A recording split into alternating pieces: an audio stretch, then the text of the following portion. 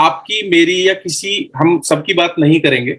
इस दुनिया में जितने भी बड़े अचीवर्स हुए हैं, आप किसी भी बड़े सक्सेसफुल पर्सनैलिटी का आप नाम लीजिए। इनफैक्ट अमिताभ बच्चन जी जो बहुत पीक पर थे उस समय जब उनके साथ ये हादसा हुआ, उन्होंने एबीसीएल नाम से अपनी म्यूजिक कंपनी खोली थी और वो कंपनी बहुत बड़े लॉसेस की वजह से घाटे में चली गई और अमिताभ बच्चन जी बैंक करप्टेड हो गए। और उस समय पर फिर एक घटना ऐसी घटित हुई कि उनके बैंक्स ने कुर्की की वजह से उनकी सारी गाड़ियां, उनके सारे मकान ले लिए थे। एक समय ऐसा भी था कि उनकी अपनी खुद की गाड़ी नहीं थी, तो मकान का जो पोर्च था वो खाली पड़ा हुआ था, तो वो लोगों से रिक्वेस्ट करते थे अपनी गाड़ियां यहाँ खड़ी कर दिया कीजिए, थोड़ी बेइज्जती कम होगी। और वो बी आर चोपड़ा जी और सारे डायरेक्टर से बात किया करते थे कि मुझे छोटा सा ही सही चाहे 1 या 2 मिनट का रोल दे दीजिए। तो उन्होंने बोला आदित्य मेरा बेटा जो है वो एक फिल्म बना रहा है। ऐसा समय था जो आदित्य, जिसको अमिताभ बच्चन जी ने अपनी गोद में खिलाया, उनके सामने वो बच्चा पैदा हुआ, उससे वो काम मांगने गए। और मोहब्बतें मूवी जो बनी थी उसमें अमिताभ बच्चन जी ने जब पहला सीन शूट हो रहा था सॉरी, तो जो कौन बनेगा करोड़पति के डायरेक्टर थे, उनकी नजर अमिताभ बच्चन जी के ऊपर पड़ी, तो काम करते हुए उनकी नजर पड़ी और उन्होंने अमिताभ बच्चन जी को सेलेक्ट किया। और उनका वो जो बुरा दौर था, बहुत लंबा बुरा दौर था, वहां से वापस बाउंस बैक हुआ। ना सिर्फ अमिताभ बच्चन जी, मैं फिर रिपीट करना चाहता हूं, इस दुनिया में ऐसा कोई भी सक्सेसफुल व्यक्ति नहीं है जिसकी लाइफ में चैलेंजेस ना आए हो। और जो जितना ऊपर गया है ना, चैलेंजेस उतने जबरदस्त आए हैं। एक बुक है, tough time never last but tough people do. बुरा समय हमेशा नहीं रहता है, लेकिन जो टफ लोग होते हैं वो हमेशा जरूर रहते हैं। दोस्तों, ये बुक हम पढ़ें तो हमें बहुत सारी चीजें समझ में आएंगी, तो बुरे समय को देखने का नजरिया हमारा बदल जाएगा। क्योंकि लाइफ में जो टफ टाइम आता है, वो टफ टाइम सिर्फ हमारे अंदर कुछ इंप्रूवमेंट करने के लिए आता है। लेकिन इंप्रूवमेंट कर कौन पाता है? जिसका मेंटल लेवल इस तरीके से ट्यून अप हो कि वो देखने की हिम्मत रखे कि भाई ठीक है, ये टफ टाइम है। 99% लोग टफ टाइम में अदर ऑप्शंस पे जाना शुरू कर देते हैं। Other option in the sense, वो जिस पॉसिबिलिटी में काम कर रहे होते हैं, उस पॉसिबिलिटी को छोड़ के दूसरी पॉसिबिलिटी की तरफ देखना शुरू कर देते हैं। यानी वो इस पॉसिबिलिटी में हिम्मत हार चुके हैं। मैं यहां पे स्पेशली अंडरलाइन करके एक बात बोलना चाहूंगा, जरूरी नहीं है कि हम दूसरी अपॉर्चुनिटी ना देखें, क्योंकि हम ह्यूमन बीइंग्स मल्टीपल काम कर सकते हैं, बट किसी एक चीज में हार मान के दूसरी चीज में कूदना, ये हमारे शॉर्ट टर्म एटीट्यूड को दर्शाता है। हम जहां हैं वहां एक चीज को सिस्टमाइज करें, फिर दूसरी जगह जाए, फिर तीसरी जगह जाए, वो लॉजिक बनता है। बट एक जगह अगर चैलेंजेस आ रहे हैं, उसे छोड़ के हम दूसरी जगह जा रहे हैं, ये हमें दर्शाता है कि हम मेंटली टफ नहीं है। दोस्तों, चाहे अमिताभ बच्चन जी रहे हो, और अभी रिसेंटली हमने एक एग्जांपल देखा मिस्टर विराट कोहली का, one of the best player in this world. तीनों फॉर्मेट में, ऐसे बहुत कम लोग होते हैं, चाहे टेस्ट हो, वनडे हो, T20 हो, तीनों फॉर्मेट में वो खिलाड़ी नंबर 1 है और था।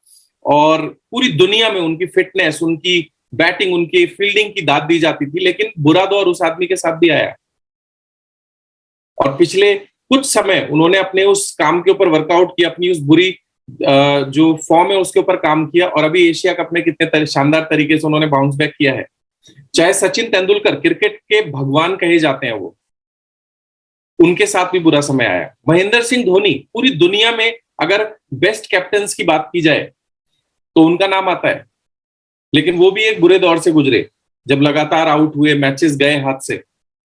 यू नेम एनी बिजनेसमैन, आप किसी भी बिजनेसमैन की बात कीजिए, आप किसी भी एक्टर की बात कीजिए, आप किसी भी नेटवर्कर की बात कीजिए, जो जितना बड़ा हुआ उसे चैलेंजेस उतने बड़े मिले।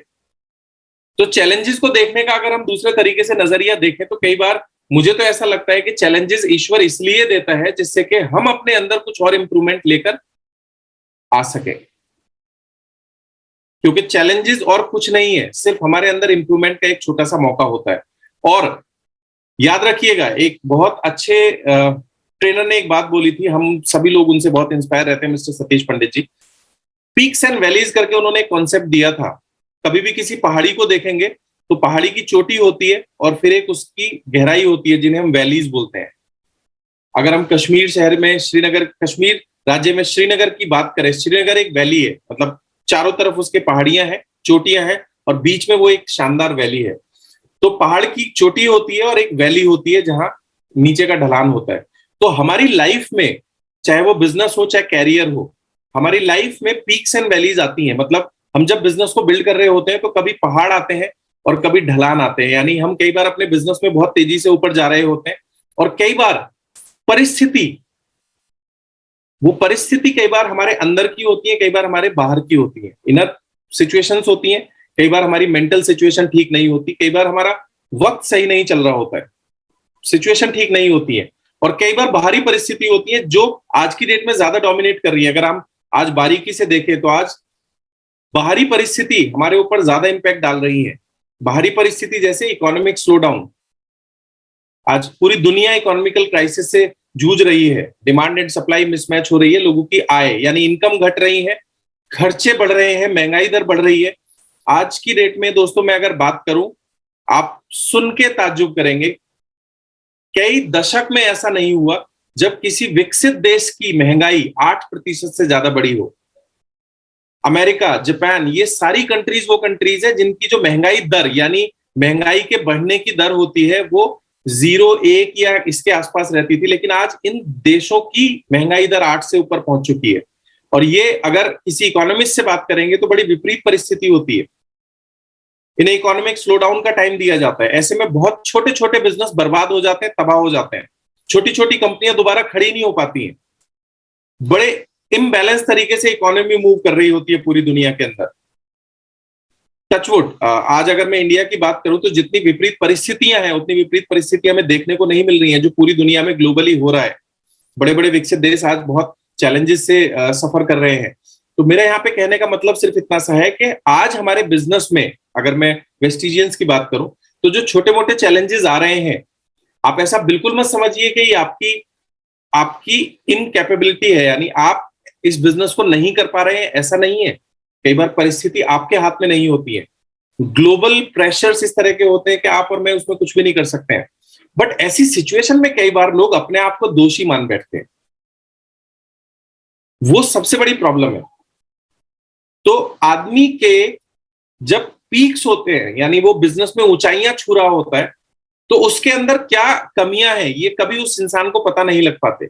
लेकिन जब वो वैलीज की तरफ जा रहा होता है, जब वो डाउन ट्रेंड में होता है, कोई भी इंडिविजुअल या कोई भी कंपनी, कोई भी इकोनॉमी जब नीचे जा रही होती है ना, तब ब्रेनस्टॉर्मिंग चालू होती है। यानी लोग दिमाग लगाना शुरू करते हैं, सेल्फ एनालाइज करना शुरू करते हैं कि आखिर कमी कहां है। और वो जो ब्रेनस्टॉर्मिंग होती है वो हमारे कैरेक्टर का निर्माण करती है। दोस्तों, कहीं भी परिस्थिति विपरीत बनी, उसे छोड़ के कूद के दूसरी जगह जाना सबसे आसान काम है, जैसा कि ज्यादातर लोग आज की डेट में कर रहे हैं।